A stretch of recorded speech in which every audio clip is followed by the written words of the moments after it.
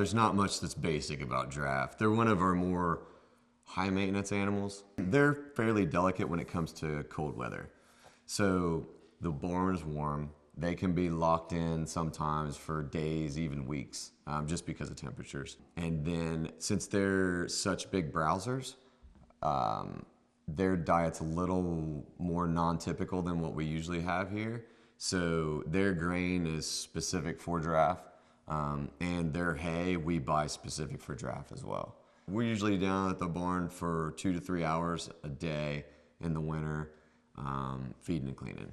That's kind of the goal with all the animals, is to mimic the wild as much as possible, but nothing about a barn is close to that. But I would say that at the wilds we are a little closer than what maybe some other types of zoos would be, just because of our big spaces, because for about 5-6 months out of the year, they're in a large pasture and kind of on their own, really.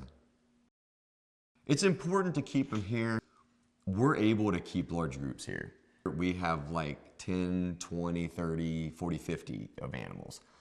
You need to have large groups like that so that you can keep breeding females, you can keep them open. And what I mean by open is, if we would stop breeding some of these females for say 2-3 years, there's a fairly good chance they won't breed again.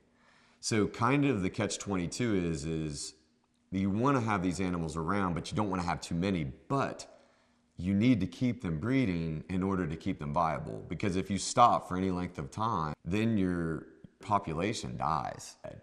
So it's important for facilities like us that can carry bigger groups to kind of keep that going. Okay.